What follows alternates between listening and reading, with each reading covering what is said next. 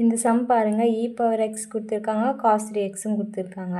இதுக்கு முன்னாடி நம்ம என்ன பார்த்தோம், ஏதாச்சும் d square plus 2d plus இந்த மாதிரி ஏதாச்சும் 2ன்னு கொடுத்து e power xன்னு கொடுத்தா எங்கெங்கே d இருக்கோ அங்கே பவரில் என்ன வேல்யூ இருக்கோ அது மட்டும் அப்ளை பண்ணுவாங்க d இருக்கிற இடத்துலலாம். இப்போ இங்கே இன்னும் இல்லைன்னா 1ன்னு meaning. Suppose e power 2x இருந்தால் 2 வந்து அப்ளை பண்ணுவோம், எங்கே d இருக்குது 2 வந்து அப்ளை பண்ணிட்டு ஆன்சர் போடுவோம் p டாட் i வந்து. அதே cos x வந்து இருந்தால் என்ன பண்ண ஒரு cos 2xன்னு வச்சுக்கோங்க. cos 2x இருந்தால் d ஸ்கொயருக்கு மட்டும் அந்த வேல்யூ வந்து அசைன் பண்ணுவோம், ஓகேவா. இங்கே வந்து e power xன்னு கொடுத்துருக்காங்க, cos 3xன்னு கொடுத்துருக்காங்க. இந்த மாதிரி வந்தால் இப்படி பண்ணனா நான் காட்டுற பாருங்கள். ஃபர்ஸ்ட் வந்து எல்லாத்துக்குமே காமனாக a dot u c dot f வந்து காமனாக ஃபைண்ட் பண்ணணும். ஸோ d எடுக்கிற இடத்துல m மாற்றிக்கணும். m square plus 2 equal to 0. இப்போ வந்து நம்ம m வேல்யூ கண்டுபிடிக்கணும். ஒன்று இங்கே 2 டிஜிட் தான் கொடுத்துருக்காங்களா, அப்போ என்ன பண்ணணும், m square equal to m. இப்போ ப்ளஸ் 2 வந்து இந்த பக்கம் போயிடுச்சுன்னா -2. இந்த ஸ்கொயர் வந்து இந்த பக்கம் போயிடுச்சுன்னா ரூட்டு -2. இப்போ இந்த மைனஸ் ரிமூவ் பண்ணுறதுக்கு இங்கே i போட்டு √2ன்னு போடுவோம். இப்போ இதென்ன ப்ளஸ் ஆர் மைனஸ் போட்டுக்கணும். ஆல்ஃபா வந்து 0, பீட்டா வந்து √2, ஓகேவா ஆன்சரு. இப்போ வந்து c டாட் f வந்து போடணும். இந்த மாதிரி இமேஜினரி பார்ட் வந்து என்ன பண்ணணும், அதுக்கு ஒரு ஃபார்முலா இருக்குது, e பவர் ஆல்ஃபா எக்ஸ். அப்போ 0x, ஆல்ஃபா வந்து 0. இப்போ a cos √2x plus b sin √2x. So c dot f வந்து ஃபைண்ட் பண்ணுறோம். இப்போ என்ன பண்ணோம், p டாட் f வந்து ஃபைண்ட் பண்ணோம். சரி, p டாட் i வந்து ஃபைண்ட் பண்ணோம்.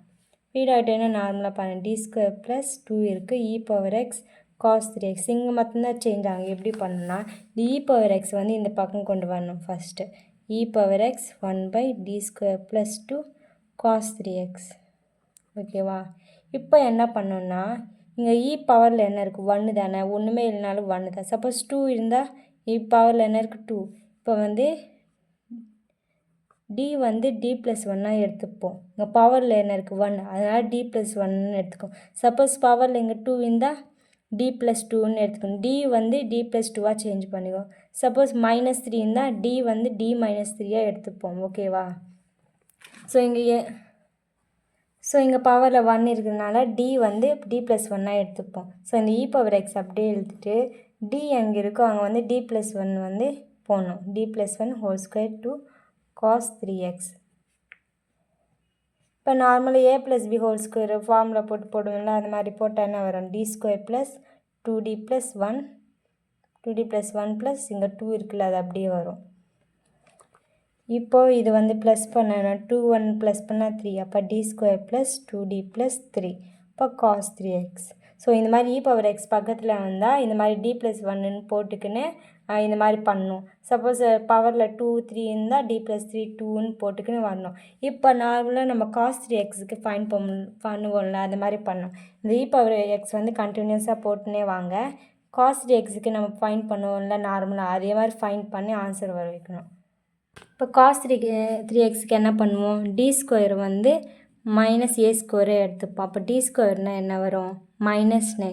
3 ஸ்கொயர் வந்து என்ன 9 தானே, அப்போ -9 வரும். இங்கே மைனஸ் மட்டும் வரும். இப்போ d ஸ்கொயர் அங்கே இருக்கும், அங்கே மட்டும்தான் -9 போகணும். இந்த e பவர் x காமனாக வரும். இப்போ d square -9 plus 2d plus 3 cos 3x.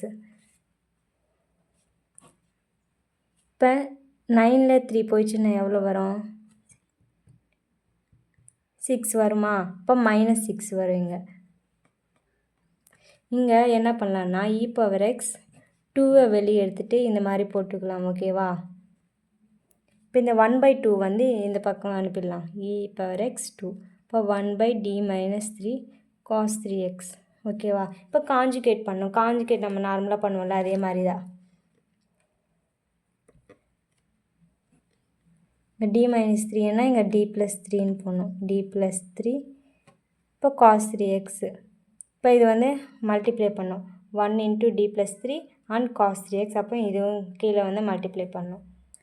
Multiply பண்ணால் இந்த ஆன்சர் வந்துச்சு. இப்போ வந்து d வந்து cos 3xஆல் மல்டிப்ளை பண்ணோம், 3 வந்து cos 3xஆல் மல்டிப்ளை பண்ணோம். e பவர் x இது வந்து அப்படியே வரும். இப்போ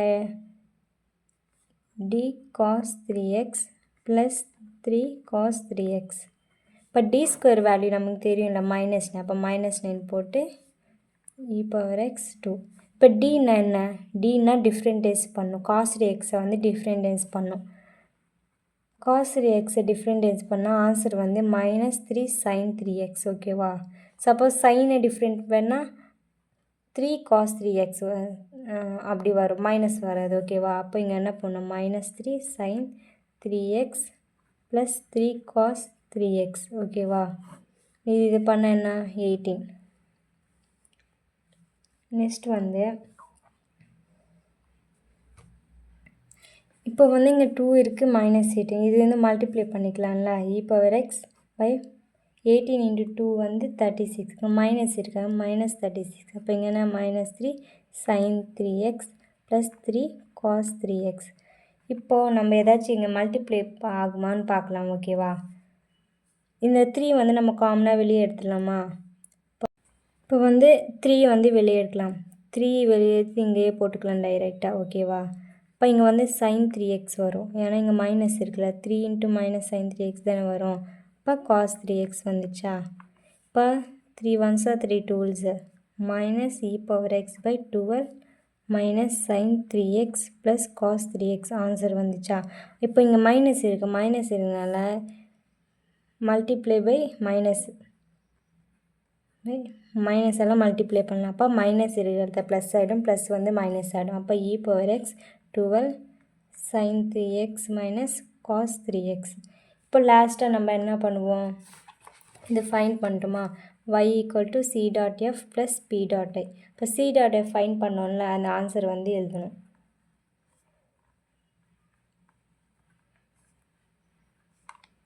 இப்போ இது இப்போ ஃபைனலாக ஆன்சர் கண்டுபிடிச்சோம்ல, அதோட ஆன்சர்.